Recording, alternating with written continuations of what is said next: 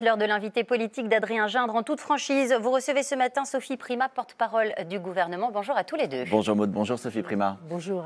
Dans un peu plus d'une heure, procession à Rome pour transporter le cercueil du pape. Samedi, ce seront les obsèques en présence notamment du président français, des ministres Bruno Retailleau et Jean-Noël Barrot. En France, les drapeaux seront mis en berne, ce qui fait réagir notamment à gauche Alexis Corbière, qui dit la République n'a pas à manifester une préférence pour un culte. Qu'est-ce que vous lui répondez? Je crois que nous ne manifestons pas une préférence pour un culte.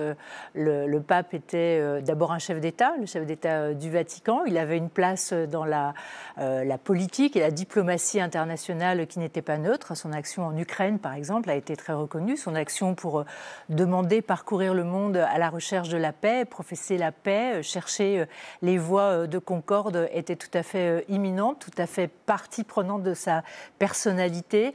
Je crois que c'est cela auquel on rend hommage aujourd'hui. Je voudrais vous lire une phrase. Je n'aurais certainement pas pris une telle décision. Elle ne correspond pas à la distinction qu'il faut faire entre convictions spirituelles et choix politiques et nationaux. Vous savez qui a dit ça? Non. C'était François Bayrou en 2005 pour la mort du pape Jean-Paul II. Écoutez, là, la décision a été prise par le président de la République. Je crois que l'émotion que suscite le décès du pape est partagée, qu'on soit croyant ou pas croyant. Et je crois que même pour des femmes et des hommes de gauche, le message du pape, encore une fois, même s'ils ne sont pas croyants, était un message universel, tourné vers les plus modestes, les plus pauvres. Je pense que c'est cela qu'il faut honorer et regarder aujourd'hui. Autre actualité, la fille de François Bayrou qui a accordé une interview à nos confrères de Paris Match dans laquelle elle révèle avoir été victime de violences physiques à l'époque où elle suivait un camp d'été organisé par Betharam. Elle assure ne pas en avoir parlé à son père à l'époque. Je précise d'ailleurs que l'entourage de François Bayrou indique qu'il a appris lui-même hier seulement l'existence de ces violences. Est-ce que vous considérez que ce témoignage disculpe définitivement François Bayrou des accusations qui l'accusaient donc d'avoir été informé de violences à l'époque? D'abord, encore une fois, moi j'ai lu cet article rapidement hier soir et ce matin.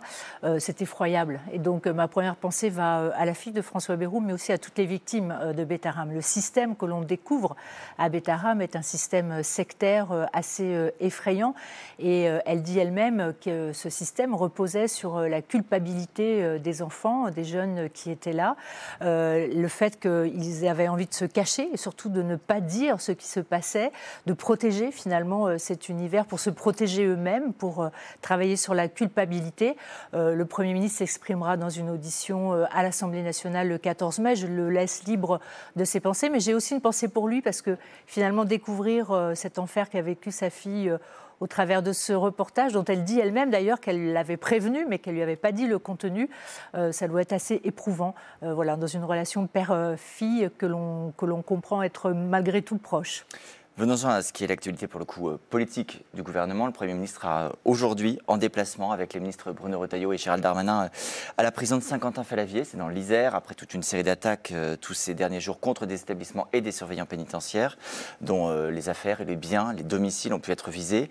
Est-ce que le soutien que l'État exprime aujourd'hui signifie que l'État reconnaît ne pas pouvoir agir, ne pas pouvoir empêcher non, c'est ces tout attaques? le contraire. C'est exactement le contraire. Je crois que c'est très important que de façon symbolique et puissante, à la fois le Premier ministre, mais aussi Gérald Darmanin et Bruno Retailleau aillent ensemble dire leur soutien au personnel pénitentiaire, mais aussi... soutien faute d'action. Oui, non, pas faute d'action. Comment mettre fin? Non, pas faute d'action. C'est une action qui va être compliquée parce qu'évidemment le personnel pénitentiaire est nombreux, mais elle est tout à fait déterminée. Je pense que Bruno Retailleau et Gérald Darmanin sont en train de réfléchir à des dispositifs particuliers, mais en attendant, Bruno Retailleau, le ministre de l'Intérieur, a demandé effectivement une protection particulière, une surveillance particulière des centres pénitentiaires, des maisons d'arrêt, de tous les centres de rétention, et une surveillance en particulier du personnel pénitentiaire. Il faut que nous soyons très attentifs et que nous fassions bloc face à cela, parce qu'on voit bien que cette réaction, qui est une réaction extrêmement violente,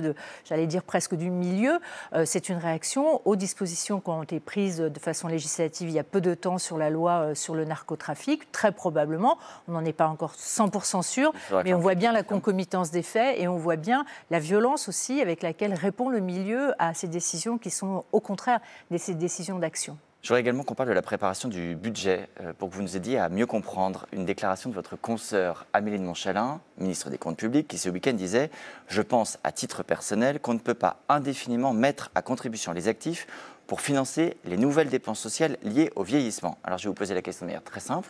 Est-ce que cette déclaration signifie que le gouvernement envisage la suppression de l'abattement fiscal de 10% dont bénéficient les retraités? Comme vous l'a dit Amélie de Montchalin, nous regardons tout, ne nous interdisons rien. Et aujourd'hui, aucune décision n'est prise. Donc nous sommes dans le moment où nous regardons, en particulier, vous parlez d'une niche fiscale, toutes les niches fiscales. Nous évaluons combien elles coûtent, combien elles rapportent, leur intérêt social, économique. Et nous sommes dans ce moment qui est un moment de diagnostic où nous refusons de choisir et nous regardons de façon la plus neutre possible. Il y aura ensuite des choix qui seront faits. Ces choix ils seront exprimés par le Premier ministre aux alentours des orientations, aux alentours du 14 juillet. C'est la feuille de route qui a été donnée. En attendant, absolument rien n'est écarté, mais rien n'est décidé. Et que chacun participe au redressement des comptes publics, que chacun réalise que peut-être on peut faire autrement, on peut faire différemment, on peut faire plus justement socialement, on peut faire plus efficacement. Mais donc il n'y a pas d'exonération par principe est sur la table. Les retraités de l'effort. Une question qui concerne les alternants également. Alors on savait déjà pour le coup, c'était une disposition qui était connue qu'embaucher un alternant allait coûter plus cher dans certains cas. Ce matin, nos confrères des Échos donnent des détails. D'après leurs informations, il en coûtera 750 € aux employeurs qui voudront embaucher un alternant qui prépare un diplôme de licence ou au-delà. Est-ce que ces informations sont exactes? Alors ces informations sont confirmées. Vous savez qu'il y avait des négociations après le vote du projet de loi de finances 2025 qui prévoyait effectivement un retrait un peu de l'État. Il faut savoir que l'apprentissage a été multiplié par 3 dans notre pays depuis 2018, depuis la réforme sur la formation. Donc c'est un très très grand succès, mais c'est un très très grand succès qui dépasse les capacités financières aujourd'hui de l'État. Et donc il y a eu plusieurs hypothèses, plusieurs discussions avec les partenaires sociaux. Et c'est cette hypothèse-là, effectivement, d'une petite contribution sur l'apprentissage à partir de Bac plus 3 qui a été choisie. Je crois que c'est une solution qui satisfait les partenaires sociaux. Et ça rapportera combien? Nos confrères des Échos disent entre 93 et 140 millions d'euros. Voilà, ce sera à peu près la maille. Une dernière question. Hier, nos confrères de Bloomberg assuraient que le chef de l'État aurait consulté son cercle proche en vue d'une dissolution dès l'automne, afin de profiter notamment de sa popularité boostée par le retour des grands sujets internationaux. Je précise que l'Élysée a démenti cette information, mais cette dissolution vous paraît-elle possible ou souhaitable? Mais la censure, la dissolution... Alors, dissolution n'est possible qu'à partir du 8 juillet, vous savez, parce que c'est la date qui correspond à un an en arrière. Mais la censure et la dissolution sont des armes qui ne nous appartiennent pas au gouvernement. Elles appartiennent au Parlement et au Président de la République pour la dissolution. Nous travaillons. Nous avons toujours cette épée de Damoclès au-dessus de la tête. Mais ce qui nous importe, c'est de préparer le budget 2026, de travailler à des réformes, de protéger le personnel pénitentiaire.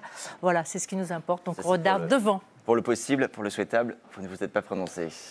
Pour le souhaitable, non, je pense qu'un peu de stabilité, vous savez, on a vu dans vos sujets précédents que le monde était en train de connaître des croissances très inférieures à celles qui étaient projetées aux États-Unis, dans le monde entier. Je pense que le monde économique a besoin de stabilité, mais les Français aussi ont besoin d'un peu de stabilité. Merci beaucoup Sophie Primas, merci à vous Adrien Gindre.